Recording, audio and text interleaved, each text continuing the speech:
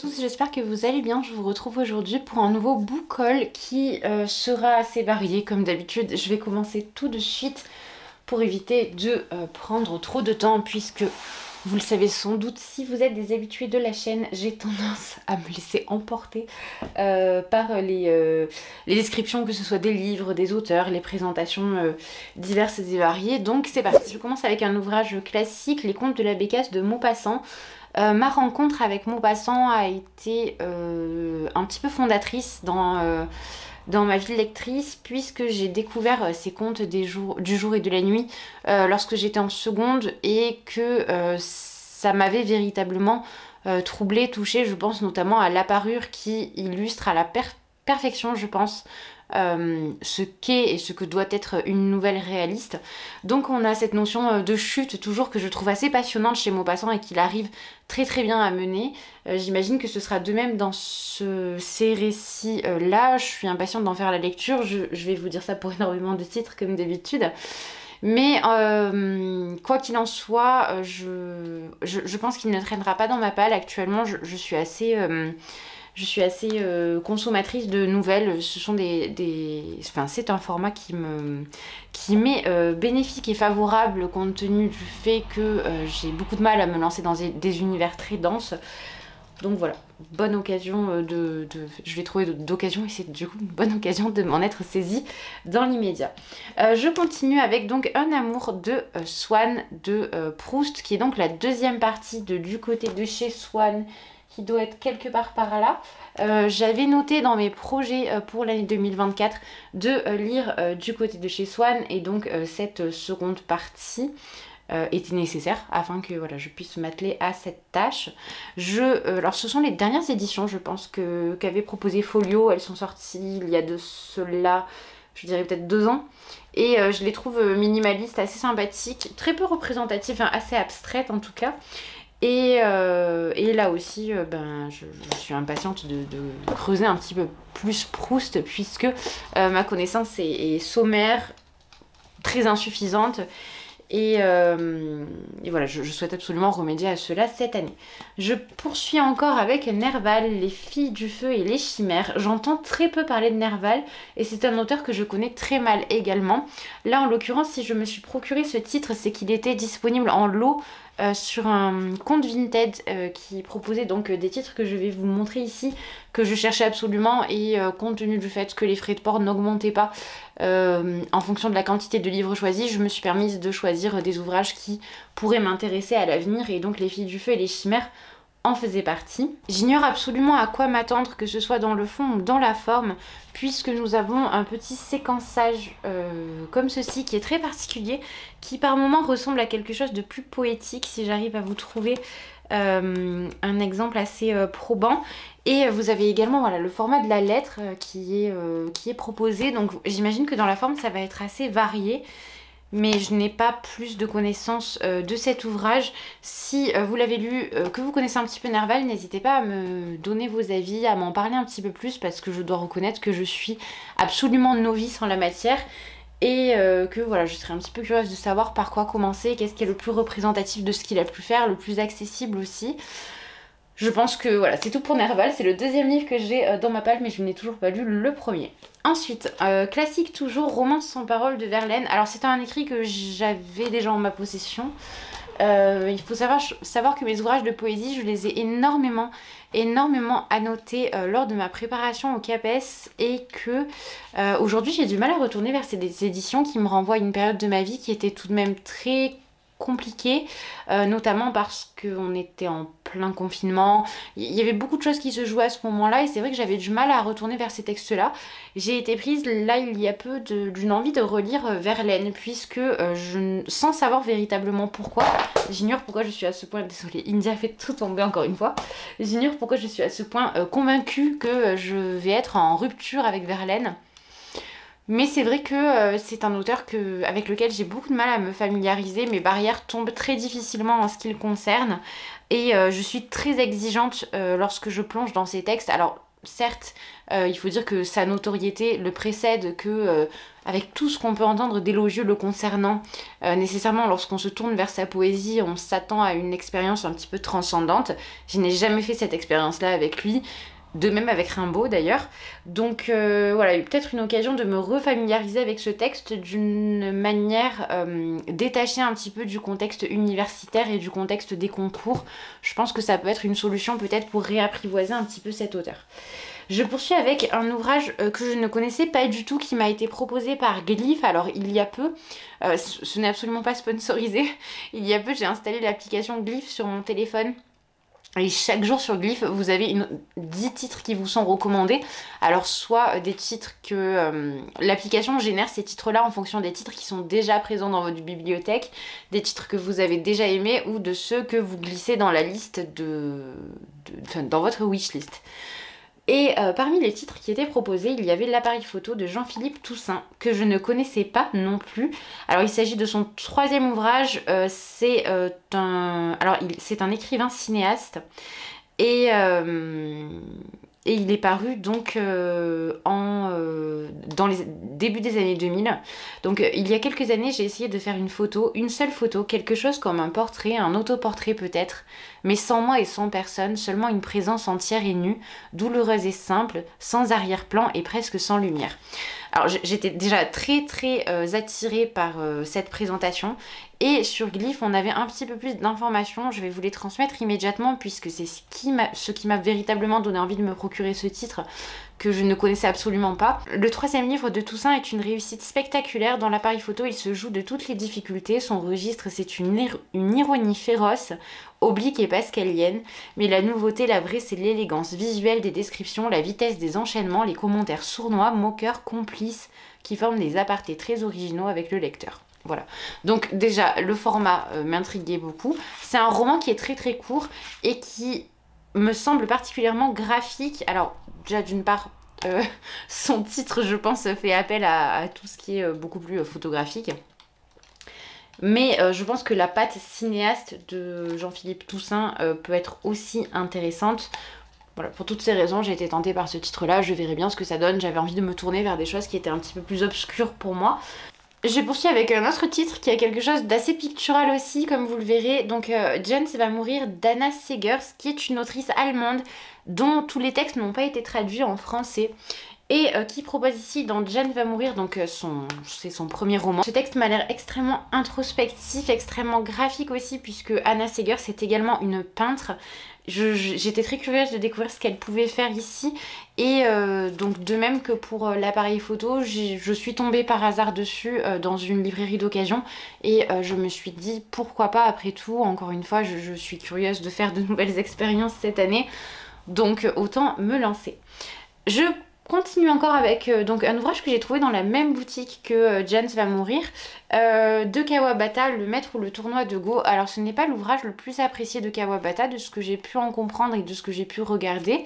J'étais cependant curieuse de l'avoir également dans ma bibliothèque, puisque je commence à avoir tout de même quelques titres de Kawabata maintenant, et que je suis très curieuse de faire une découverte approfondie de cet auteur. On est dans un texte classique de la littérature japonaise. La plupart des professionnels du Go aiment aussi d'autres jeux, mais la passion du maître présentait un caractère particulier. L'incapacité de jouer tranquillement en laissant les choses suivre leur cours. Sa patience, son endurance s'avéraient infinies. Il jouait jour et nuit, pris par une obsession qui devenait troublante. Il s'agissait peut-être moins de dissiper des idées noires ou de charmer son ennui que d'une sorte d'abandon total au démon du jeu. Un roman extrêmement court encore une fois, donc voilà, peut-être que je le rajouterai dans ma pile à lire du mois de février, où je compte lire bon nombre de romans courts.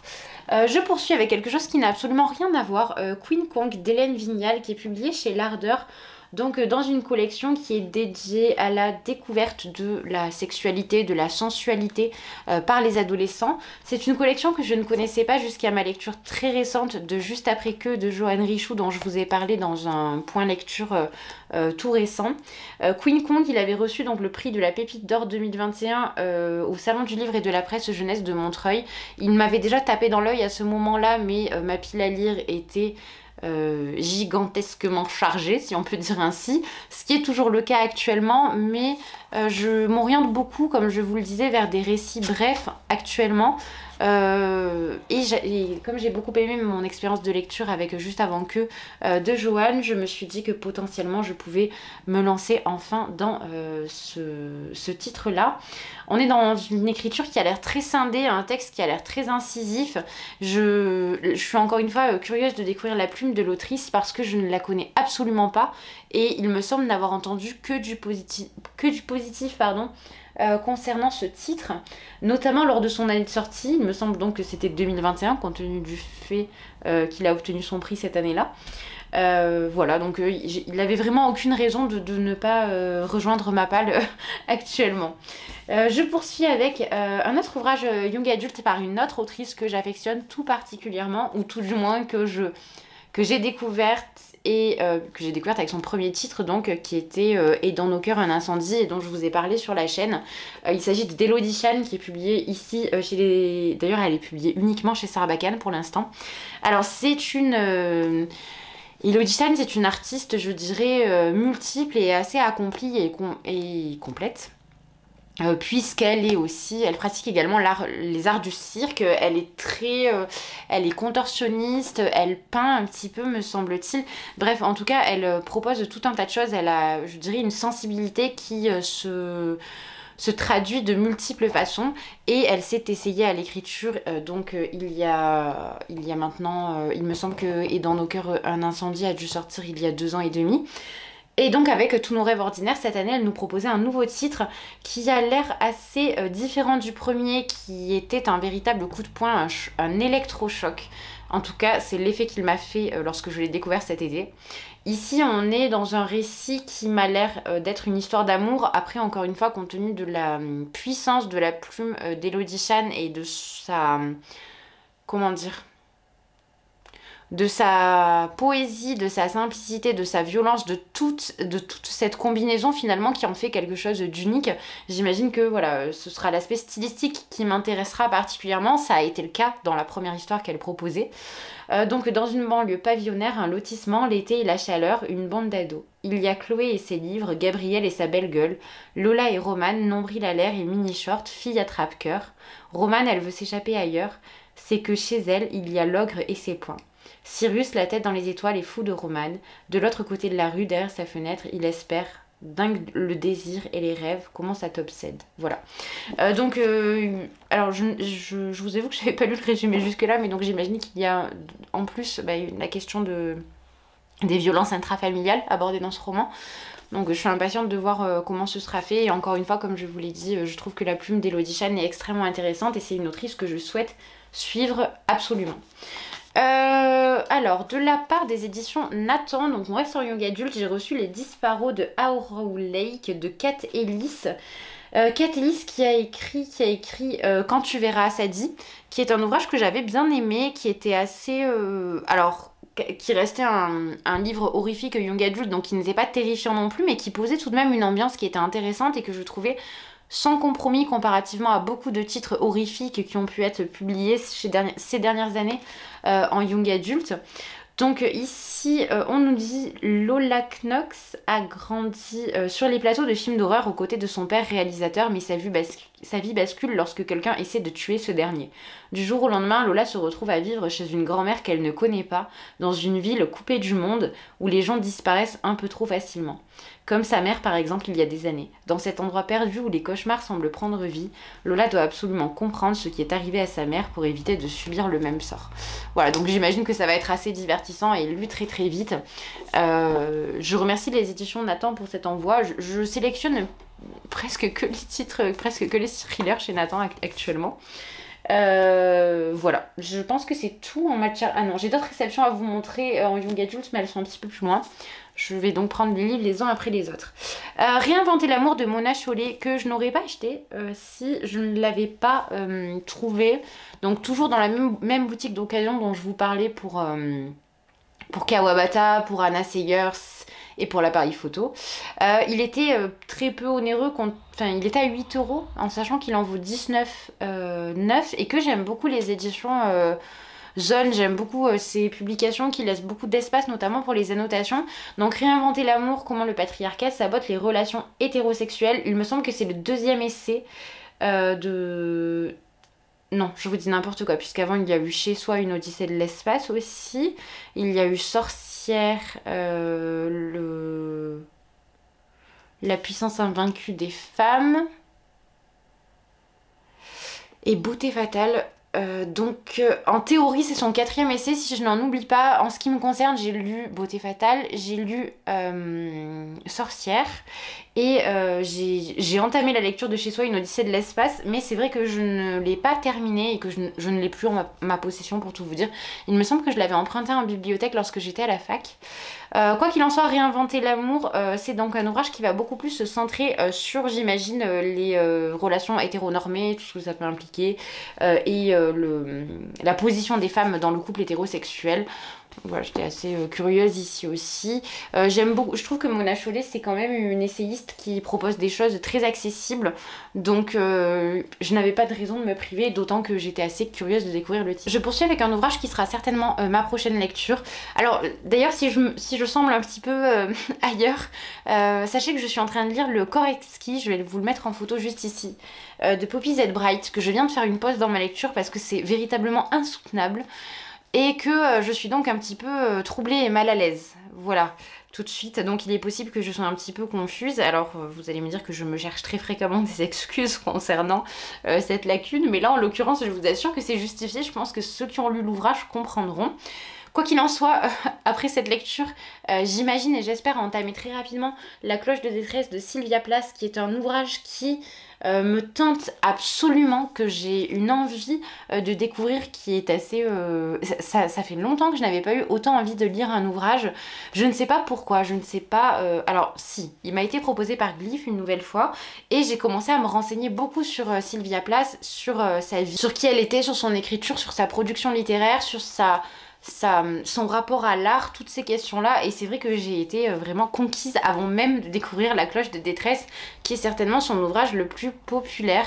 Donc on parle ici d'une jeune fille de 19 ans à New York, donc on est dans les années 50, et on va avoir un petit peu le pôle, si vous voulez, je dirais le pôle opposé de ce que va pouvoir nous proposer Kerouac par exemple, qui est de la même génération, avec ces grands voyages, cette découverte des États-Unis, cette profusion finalement de choses qui s'ouvrent et qui s'offrent à l'homme.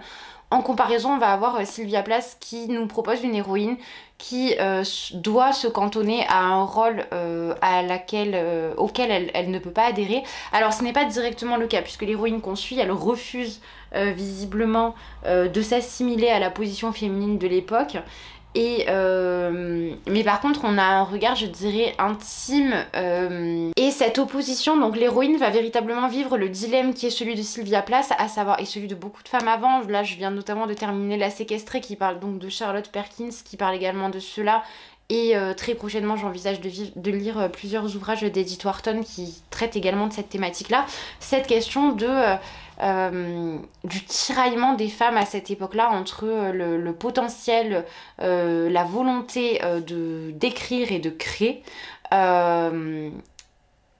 et cet impératif sociétal, patriarcal de la femme bonne mère au foyer qui va s'occuper de ses enfants, se marier, etc., etc. Il se trouve que dans le cas de l'héroïne de Sylvia Plath dans La cloche de détresse, ce tiraillement et cette rupture l'amène en hôpital psychiatrique, mais c'est un roman qui est hautement autobiographique, puisque Sylvia Plath a vécu bon nombre de choses similaires. Quoi qu'il en soit, je suis impatiente de le découvrir, même si je peux vous dire ça pour tous les titres que je vous présente évidemment, mais là celui-ci tout particulièrement. Alors je poursuis avec Angoisse de Stefan Zweig. Je souhaite un petit peu redensifier ma liste de titres de Zweig disponibles dans ma bibliothèque, puisque je commence à être fortement démunie.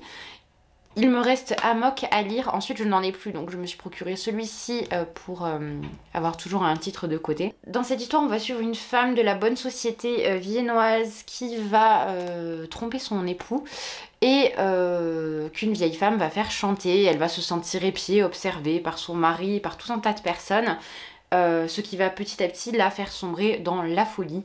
Voilà, je trouvais que la thématique était très intéressante une nouvelle fois et j'ai pleinement confiance en Zweig pour le côté stylistique, je dirais. Donc l'histoire en tant que telle me parlait énormément. Doublé du style de Zweig, il me semble inévitable que j'ai envie de lire ce titre. Ensuite, je vous présente alors un titre que je ne connaissais absolument pas de Sigrid Undset, Printemps, qui est donc paru ici chez les éditions Stock, alors dans une édition qui a très mal vieilli mais que j'ai trouvé d'occasion chez Gilbert Joseph. Ici on va suivre Rose Wegner qui a épousé Thorkild sans l'aimer véritablement.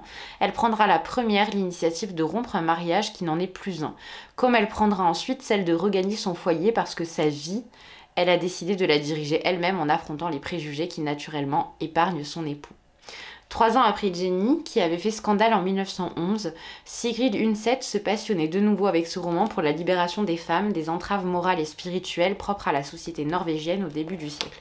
Je suis en train de me rendre compte qu'il y a tout de même des thématiques très communes entre les ouvrages que je vous propose, mais c'est ce que j'ai envie de lire actuellement et je ne connaissais absolument pas ce roman de Sigrid Undset que j'ai trouvé donc d'occasion. Et il me semblait du coup tout à fait logique de me le procurer. Je continue encore avec... alors, elles sont 300 000 chaque année, qui est le discours de Simone Veil pour le droit de l'avortement à l'Assemblée nationale le 26 novembre 1974. Je vous en dis pas beaucoup plus, c'est un tout petit texte qui coûte 2 € et qui est publié chez les éditions Point dans leur collection Essai. Voilà, j'avais simplement envie de le lire puisque je ne connais pas le discours dans son intégralité. Édouard Louis, que je n'ai pas lu depuis un petit moment et qui me manque beaucoup. Combat et métamorphose d'une femme, qui parle donc de la vie de la maman d'Édouard Louis. Donc bien évidemment, j'imagine qu'on garde les thématiques et les critiques je dirais traditionnelle, classique chez Édouard Louis, qu'on va avoir cette question de la violence masculine qui était déjà très présente dans En finir avec Eddie Bellegueule ou dans Qui a tué mon père. Bref, en tout cas, je m'attends à un texte sans concession, à quelque chose de très réaliste puisque Édouard Louis se base sur sa propre expérience et ses propres observations. Et je m'attends donc à ces questions, ces introspections qui sont toujours très intéressantes d'Édouard Louis, qui tente à analyser à la fois son environnement et ses proches. C'est toujours une expérience de lecture très prolifique, je trouve, Édouard Louis. Je vous invite vraiment à le découvrir si vous ne le connaissez pas. Ensuite, qu'est-ce que je vais vous présenter? Allez, un ouvrage sur lequel je vais pouvoir passer rapidement. Je souhaite me remettre un petit peu à la lecture en anglais puisque mon niveau d'anglais n'est pas des meilleurs et que je ne lis plus en anglais depuis un certain temps. Il se trouve que je souhaite lire Call Me By Your Name depuis maintenant quelques années. Alors j'ai vu le film que j'avais aimé, mais je souhaitais lire le roman et donc voilà, je me le suis procuré en anglais. Je l'ai feuilleté rapidement pour prendre connaissance du niveau de langue et de si oui ou non il m'était accessible. Il me semble que ça reste raisonnable, c'est pour cette raison que je me le suis procuré. Et je suis là aussi impatiente de découvrir cette histoire écrite, puisque je l'ai déjà vue en images et qu'elle était vraiment voilà, très élégante, très belle. Mais ces thématiques de la sexualité naissante, de la sensorialité, de ces étés très chauds en Italie, je suis quand même curieuse de le découvrir à l'écrit, tout ça, vraiment curieuse. Je poursuis ensuite avec Le lait de l'oranger de Gisèle Halimi qui faisait partie de la sélection Gilbert Joseph. Donc quand vous rentriez dans le rayon littérature classique ou contemporaine, on avait donc en tête de gondole ce titre-là qui m'a beaucoup intriguée. Qui est un récit donc autobiographique dans lequel Gisèle Halimi écrit à son père tant aimé pour lui dire ce qui n'a pas été dit. Tout commence en Tunisie, au pied de l'oranger. Tous les matins, la petite fille se cache pour jeter son café au lait dans les racines de l'arbre. Gisèle Halimi revient sur son enfance rebelle et ses combats précoces contre les stéréotypes de genre véhiculés par la religion et l'école. La haine de l'injustice chevillée au corps. Gisèle Halimi devient l'avocate la plus célèbre du XXe siècle. Actrice et témoin de notre époque, elle a secoué l'histoire par des combats difficiles qui résonnent encore fortement aujourd'hui. De la guerre d'Algérie à la reconnaissance du viol comme un crime, en passant par le procès de Bobigny, et la bataille pour la légalisation de l'avortement tout en côtoyant Mitterrand, Simone Veil, Bourguiba ou encore Camus, Sartre et Beauvoir. Elle retrace ici son parcours hors du commun. Le lait de l'oranger est l'un de ses livres les plus personnels et les plus émouvants. Alors j'ai brièvement parlé avec une des libraires qui m'a dit que ce qui était intéressant c'était aussi de voir un petit peu l'intimité de ces grands noms que l'histoire nous a beaucoup présentés. Intimité donc décrite de façon très pudique par Gisèle Halimi. Je pense que ça va être très intéressant de la découvrir sur quelque chose d'un peu plus romanesque, même si on reste quand même très largement dans le domaine autobiographique. Qu'est-ce que je vous présente ensuite? Allez, on va passer un petit peu de poésie. Je crois que... J'aurais dû vous présenter Verlaine à ce moment-là, mais ce n'est pas grave. Hop. Alors, je commence avec L'autre moitié du songe m'appartient d'Alicia Gallienne, qui me tentait énormément depuis un petit moment, que j'ai trouvé ici, alors que je voulais dans cette édition, donc l'édition Gallimard. Je l'avais trouvé dans l'édition Gallimard Poche, mais je le souhaitais en grand format. Donc la mort, l'amour, la vie, telle aurait pu être la devise de celle qui adorait la poésie d'Éluard, d'autant que la mort, contrairement à la plupart des poètes qui ne font que l'effleurer, Alicia Gallienne l'a tutoyée en son adolescence, jusqu'à l'affronter l'année de ses 20 ans au petit matin du 24 décembre 1990. Ses poèmes sont ceux d'une irradiante jeune fille de 17 ans, de 17, 18 et 19 ans, d'une jeune femme secrète qui aura vécu intensément un destin de comète. Pareil à ces étoiles qui brûlent à des années-lumière et dont il nous reste le mystérieux souvenir, voici l'écho bouleversant de ces vives ténèbres et de ces fulgurances. Donc Alicia Gallienne, elle meurt à 20 ans, elle est diagnostiquée d'une maladie lorsqu'elle a 15 ans, donc une maladie du sang qui est dégénérescente. Elle reçoit notamment une greffe de moelle osseuse, tout un tas Elle va avoir un accompagnement médical très poussé et malheureusement donc elle succombe quelques années plus tard, à l'âge de 20 ans. C'est vraiment un ouvrage, comme je vous dis, qui m'intéresse beaucoup et quelqu'un a oublié son marque-page à l'intérieur. Déjà, j'aimerais qu'on revienne sur ce titre, L'autre moitié du songe m'appartient, que je trouve extrêmement élégant.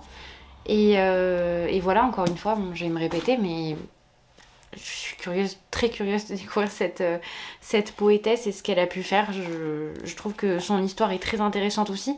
J'imagine qu'elle transpire de chaque page de ce recueil, ce qui m'en rend d'autant plus curieuse. Je poursuis avec La terre nous est étroite et autres poèmes de Mahmoud Darwish. C'est un ouvrage que je souhaitais me procurer dans le cadre de l'hiver palestinien qu'organisait Antastasia. Je n'ai pas forcément eu l'occasion de le faire, donc je l'ai trouvé là, cette fois à Gilbert Joseph. Je me le suis procuré. Et là pareil, j'en suis très curieuse, bien que j'ai un autre titre de l'auteur à découvrir. Alors attendez, est-ce que je vais le trouver? Je le vois là-bas au loin, mais je n'irai pas le chercher. J'ai un autre titre de l'auteur à lire, quoi qu'il en soit, et un autre petit recueil de poèmes, mais j'entends beaucoup de bien de celui-ci, et de même très élégant ce titre, La terre nous est étroite, et je trouve symboliquement très important aussi. Donc voilà, découverte de Mahmoud Darwish, je suis assez pressée de la faire, mais encore une fois, je vous dis ça pour la totalité de ce que je trouve ici, donc bon. Enfin, je me suis procuré Rebecca de Daphné du Maurier. Donc Daphné du Maurier, l'autrice des oiseaux, que je vais lire là très prochainement. Je dois reconnaître que ce titre-là me tente beaucoup. J'en ai entendu énormément de bien et l'histoire en tant que telle, lorsqu'on me la présente, je me dis que tous les éléments sont réunis. C'est un petit peu la recette parfaite pour que j'apprécie un ouvrage. Donc là aussi, je vais avoir beaucoup de mal à reculer cette lecture. Je pense que je vais devoir me calmer un petit peu sur les achats et les réceptions. Ce sont des ouvrages que je trouve très peu chers, donc je me les procure à des prix défiant toute concurrence un petit peu, puisque là c'est le cas. Je crois que j'ai payé Rebecca 1 euro sur Rakuten, et qu'avec les frais de port j'en ai eu pour 3 euros. Donc voilà, je suis contente d'avoir ces titres là, mais je commence à avoir vraiment un trop plein, je dirais. Et pour que je le ressente, c'est que c'est véritablement exagéré parce que je suis tout de même habituée à avoir une pile à lire assez dense. Mais là aujourd'hui, il y a tellement de titres qui me tentent que ça en devient problématique pour moi. Donc Rebecca, si vous ne connaissez pas, un manoir majestueux, Manderley, un an après sa mort, le charme obscur de l'ancienne propriétaire, Rebecca de Winter, hante encore le domaine et ses habitants. La nouvelle épouse, jeune et timide de Maxime de Winter, pourra-t-elle échapper à cette ombre, à son souvenir? Immortalisé au cinéma par Hitchcock en 1940, le chef-d'œuvre de Daphné du Maurier a fasciné plus de 30 millions de lecteurs à travers le monde. Il fait aujourd'hui l'objet d'une traduction inédite qui a su restituer toute la puissance d'évocation du texte originel et en révéler la noirceur. Alors, et ce n'est pas le seul titre de Daphné du Maurier qui se trouve dans cette sélection, enfin dans ce book haul. Ma cousine Rachel, que j'ai trouvé également à un prix très raisonnable, toujours chez Gilbert Joseph, voilà. Pas sponsorisé non plus la vidéo, hein, simplement je fais la plupart de mes achats d'occasion, soit à Gilbert Joseph, soit dans des petites librairies d'occasion, donc là par exemple les titres que je vous ai présentés, l'appareil photo, Jans va mourir, Le Maître ou Le Tournoi de Go, tout ça ce sont des titres que j'ai trouvés lors d'un week-end à Aix-en-Provence. Mais voilà, bon, ce sont la plupart du temps des titres que je trouve d'occasion. Donc ma cousine Rachel, donc sans la connaître, Philippe déteste cette femme que son cousin Ambroise, avec lequel il a toujours vécu dans leur beau domaine de Cornouailles, a épousé soudainement pendant un séjour en Italie.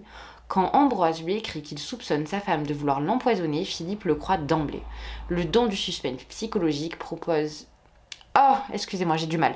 Le don du suspense psychologique propre à la célèbre romancière anglaise est particulièrement éclatant dans Ma cousine Rachel. Et voilà, donc ça a l'air là aussi très intriguant. Et je pense voilà, avoir suffisamment de titres de Daphné du Maurier hors ma possession pour enfin envisager sa découverte. La vorace de Chelsea G. Summers, que j'ai vu passer sur plusieurs chaînes YouTube. Alors je tiens à préciser que je le trouve extrêmement lourd. Quand je l'ai reçu, je me suis demandé s'il n'y avait pas eu une erreur dans la commande, mais lorsque j'ai ouvert, il n'y avait effectivement qu'un titre à l'intérieur. Ce sont les éditions Mazarine. Il me semble que Mazarine propose majoritairement du thriller si je ne me trompe pas, mais n'hésitez pas à me corriger dans les commentaires si je fais erreur. Donc ici on suit Dorothy Daniels, qui est critique gastronomique à Manhattan, sensible, méticuleuse, intelligente. Elle maîtrise les arts culinaires, mieux encore que certains grands chefs qui font l'objet de ses articles. Sa passion pour la nourriture n'a d'égal que celle pour le sexe. Célibataire insatiable, elle se rend souvent en Italie pour savourer ses 2 péchés mignons, aux grandes dames de ses amants.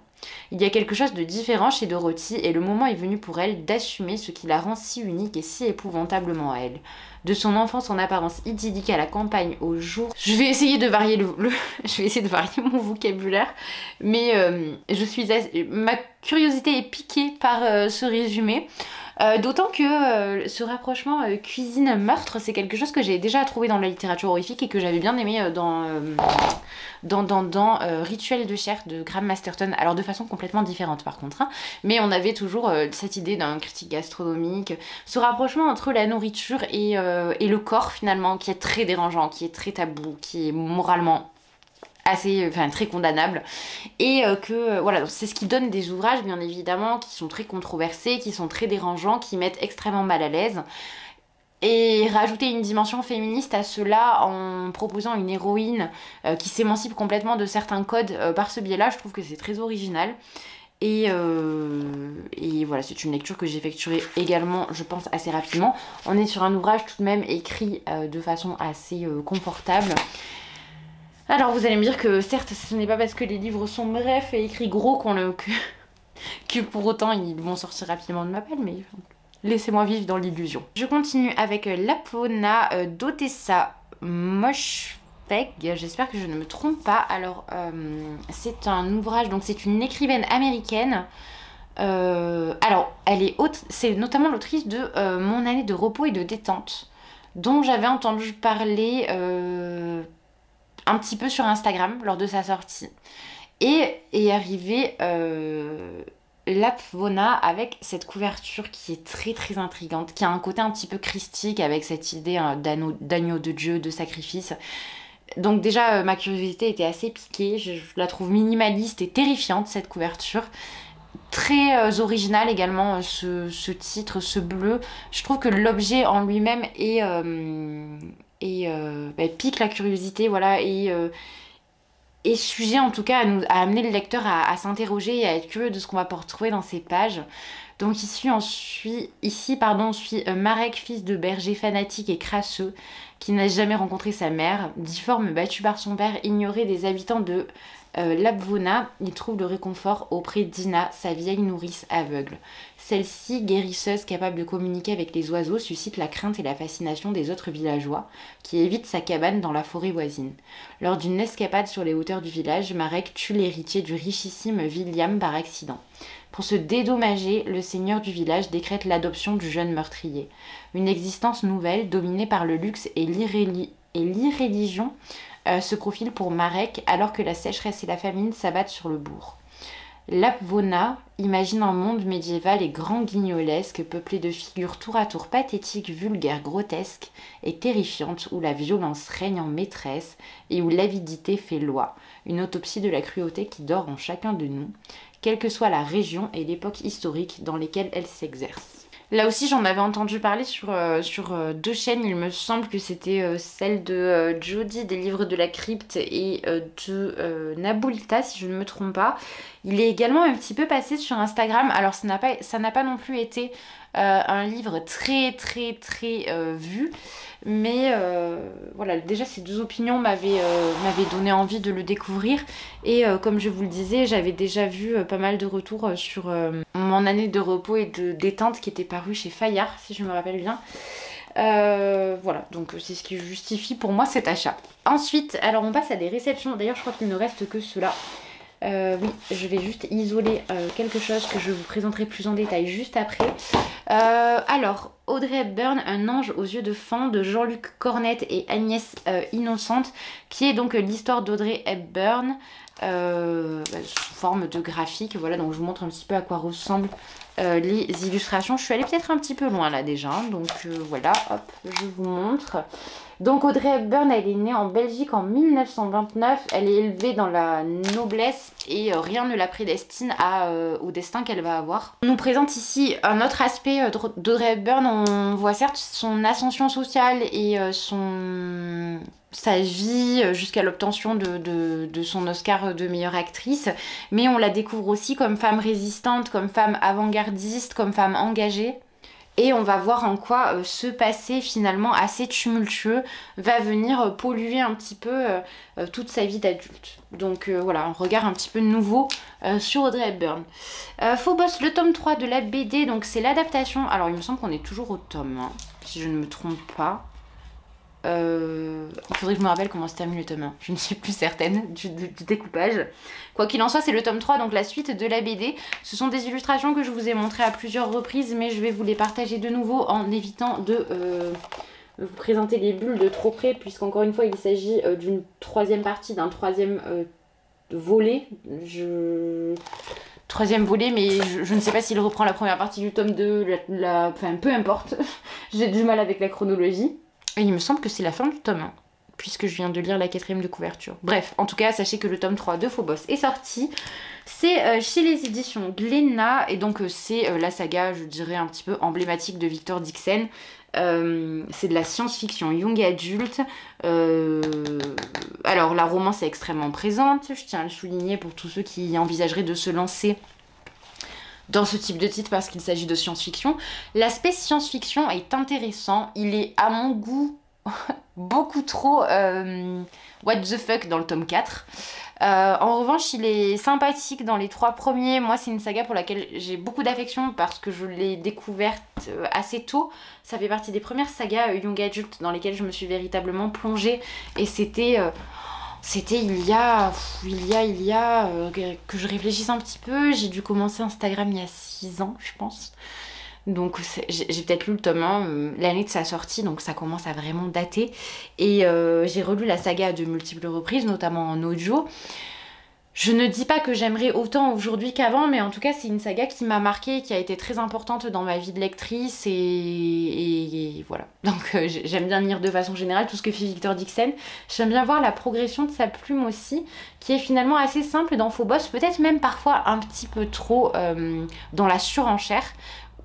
Mais alors dès que vous ouvrez Vampiria par exemple, je trouve que d'un tome à l'autre, la densité du vocabulaire, je trouve que tout s'étoffe mais de façon très naturelle, très sophistiquée, très élégante, et c'est quelque chose voilà, qu'on peut vraiment reconnaître à Victor Dixon, c'est que sa plume mûrit véritablement avec le temps.